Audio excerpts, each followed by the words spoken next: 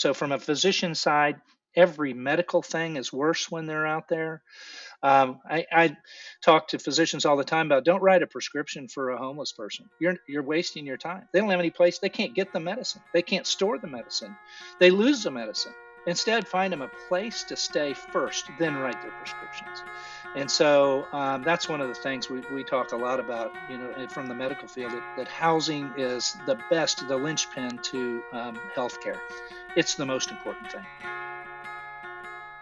Welcome to Shoresides, a podcast where we explore the coastal North Carolina region's past, present, and future to promote community resilience. I'm Nicholas Magrino. In coastal North Carolina, the number of people experiencing chronic homelessness is increasing. And according to a report from the North Carolina Coalition to End Homelessness, this amount is including a growing number of families with children. While a majority of the homeless population are homeless for short periods of time, perhaps a few weeks, the chronically homeless have been unsheltered for years at a time. According to Dr. Thomas Dalton, founder of Eden Village in Wilmington, New Hanover County contains over 100 people experiencing this kind of homelessness. For him, sheltering every single one of them is an achievable goal. We will speak to Dalton to learn more about the issues facing the chronically homeless and the mission that he and Eden Village have undertaken to house them all. Sure. So as a physician, I noticed that we had a lot of folks in the hospital that were coming back over and over again.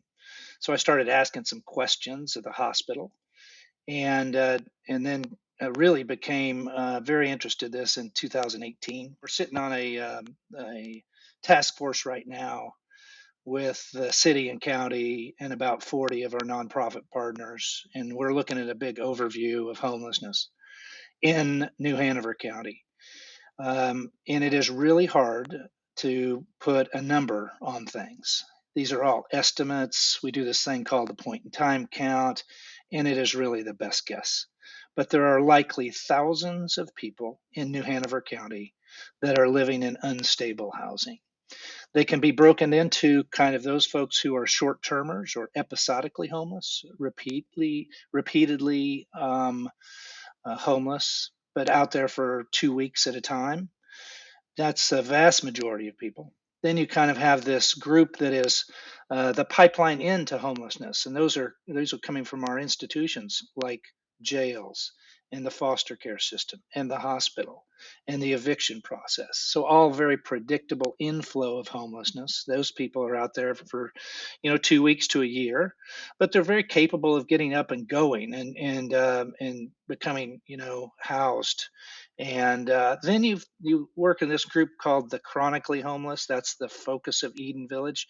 The chronically homeless population may be small, but it is vulnerable. Those are people with high levels of vulnerability that have not figured it out, and they're out there for long periods of time, usually well over a year. Average age at Eden Village is 59. They've averaged being on the streets of Wilmington, living locally there for over 7 years, many of them for decades. So we focus, our lane is the chronically homeless. That number is probably, we think, about 125 people that we are in contact with. So we think that's a number that is achievable to house. The chronically homeless are the most expensive also out there. So it's a great focus for our communities to work on. We need to work simultaneously on those other larger groups, but really focusing on chronic homelessness is where Eden Village fits into the pattern. Eden Village consists of 31 405 square foot homes.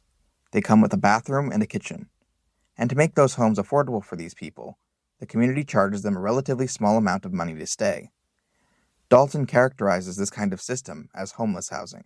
Well, the residents at Eden Village all are on disability. So we have some basic income. They average $780 a month of government assistance, and that's what allows them to pay rent. So they'll pay $300 a month, and that's fixed for life. We'll never change it as long as they follow the rules of Eden Village. And those rules are set up. We're a nationwide organization. There are 12 Eden Villages across different cities in America. And so this is just a growing movement of 20 to 30 homes in a secure environment. And so we follow the patterns of Eden Village. In the original one was in Springfield, Missouri, which is also my wife and I's hometown. So it's not specifically an income thing for just affordable housing. So we refer to it more as homeless housing. And that is kind of a fixed rate of $300 to $400 or less. So that's the group that we think we need to build more affordable housing, but really what it is homeless housing at this very, very low rate. And I think we probably need as many as 2,000, maybe 3,000 of those units. Um, and you can say, oh, well, we'll just build regular units, market priced, and then we'll do Section 8 vouchers for folks. Well, that would be great, but we don't have any actual structures that are available right now. These small houses not only allow for these people to live with dignity, but also allow social workers to more easily care for them. I think one thing that we've learned as we've studied more and more, and we've looked at different groups across the nation, and especially with this kind of smaller home setting, and dealing with folks with serious mental illness, they actually prefer their own space. So the small home concept is really good for this group of people. They need a little space between the walls. So you can't just put them up into apartments as successfully. So there's a group in Community First Village in Austin, Texas, that has 51 acres of tiny homes. And that's really what started this whole system. Eden Village birthed out of Community First. It's huge. We need, and the Eden Village method is just to spot 20 to 30 homes with community support, so social workers on site, outside help as part of it. And I think that's really the community side of it is really important versus kind of scattered site housing, where you just take somebody and you put them in an apartment and you pay their bills. That is great, but one social worker has to travel a lot of different places, and it's very difficult to manage those folks. And then what happens is all these folks have friends that are still out there, and they have great compassion for them, and so they invite them into their homes. And if they're in an apartment that doesn't have controlled access, then all of a sudden some of the bad elements come in, and then they get evicted at a very high rate. So, one of the beautiful things of Eden Village communities is a secure access point. So, you can have a visitor come, but your visitor has to be with you the entire time. They have to leave by 10 p.m. You can have a visitor stay the night, but you pay a fee of $5 and you can only have them stay 4 times in a month. So, it's really about controlled access so that we can have successful community. We believe community is a solution to homelessness and dignity is a solution to poverty. So it's this concept of community, I think, that makes Eden Village special. Eden Village has also tried to expand emergency shelters through even smaller spaces known as God Pods. The intention was to have these spaces for unhoused people to spend the night, but the implementation of these pods did not go to plan. The pods are a different effort to try to expand emergency shelter beds for a single night stay. So an Eden Village is a place where you come and stay forever. A pod is a place where you come for a night and just stay for 12 hours.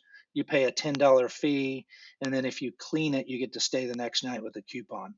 That's the process that they were using in Springfield, Missouri, at a place called Revive Campground. They were zoned for that. What happened is North Carolina regulations for these small buildings required them to only be used for 180 days. So we put together a proposal to our city on some city land where we said, hey, we'll put 25 of these or 50 of these pods. We have them. They're air conditioned, they're climate controlled with heat and air in a single bed. They're very nice. We still have people that come and stay in them. Dalton feels that while the pods are a good idea, it may take a while for the local government to come around on them. But that was our step to the city. When we went to that city meeting, we met what we call the committee of no. When all the regulators are sitting there and they say, oh, you got to do this, this, this, and this. And that was not our proposal. So we backed out of that. We then did write a letter to the governor and to the Department of Insurance and got some information stating that, yeah, we could use those pods, but they would need to be used on a private, not public property. So I still think there's a great way to expand emergency shelter beds rather than building a shelter, which may be a decades long process. Like the Salvation Army is putting in 77 shelter beds next door to us. That's been over 10 years in the planning, but you can expand pods out immediately. And so if we need to address people right now and we need to expand emergency shelter beds right now, there's no better way than to do it except with these small units, these 8x8 or 10x10 units. Ours we call pods. They are built for us out of a group in Missouri. We have, access to as many of them as we need. We can get them immediately, and we can deploy those when the time is right. Greensboro did a similar deal, a thing called the Doorway Project, and they put out these small pods on their baseball fields in the off season, and then they pack them up, so they can be just used seasonally. Um, so the process really was, hey, we could do this. We're willing to do this. We had about $500,000. We still do, sitting in a grant account waiting to deploy pods when we find the right spot. And we actually have a good partnership with the city and county. They weren't ready for that to happen. So we just backed away from the table. We said, hey, listen, when the time is right, let us know. We can expand shelter beds quickly with these pods. It's a great solution. Dalton thinks that in order to more adequately serve the homeless population, the government has to step in and make the process of creating places like Eden Village easier. See, nobody wants a shelter next door to them. We get that. But it's going to take some leadership guts to step up and say, this is where we're going to put this facility, where we're going to have people who are needing help, and they're going to go, whether it's in a safe parking place or the camping spot, the pods, or whatever, wherever these safe spaces are. But that's going to require some zoning changes. So rather than having a fight over every parcel, and saying, "Oh, what's the stormwater challenges here? What's the traffic patterns?" And just doing the same old thing that we do, where we go through planning, and then it comes to the county commissioners, and then they fight about every rezoning thing. We need to have some blanket changes. They did that in Houston, so it's time that the government steps in to fill this void for this very, very low income group. No one benefits by having folks sitting out there on the streets. No one. The next step in Dalton's mission to house all the chronically homeless is to build another Eden Village.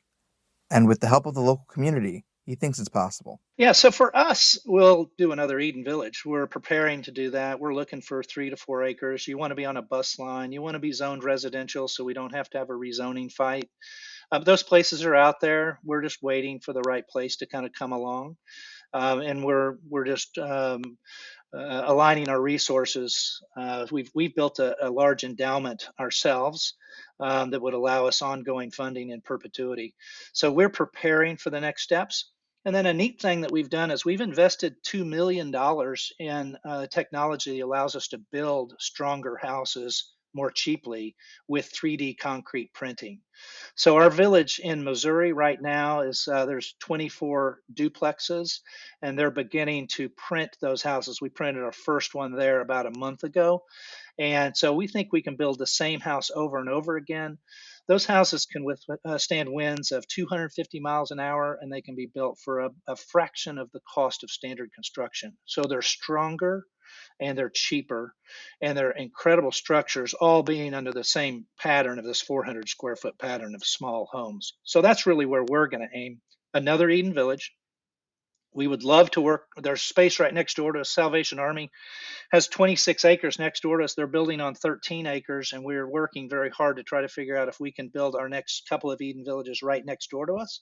That would really be able to consolidate our resources and help the most people for the least amount of money.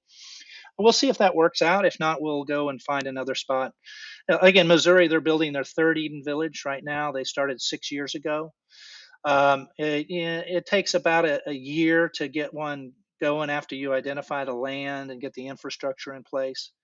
And we have incredible resources in New Hanover County. I'm so encouraged by the New Hanover County Endowment and their partnership with us, not only for operational funding, but for construction funding in a big way. They have committed a large chunk to this concept of building these types of homes that we do. And so we very much value that partnership and are very hopeful That with our friends privately, we would sponsor each home individually. That's what we did for the first one. Dalton's work is not without its obstacles, but he feels that Wilmington can one day set an example for others to follow when it comes to caring for their homeless population. It's one of those things where when I die, there's still going to be homeless folks out there. So we want to do this in a very methodical, smart way. I think that New Hanover County can really be a light for the rest of the world to watch with this funding opportunity and the nonprofit partners that we have. We just have amazing folks doing amazing stuff in New Hanover County.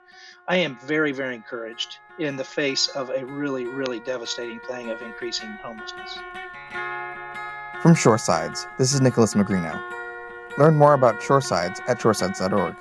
Thank you for listening.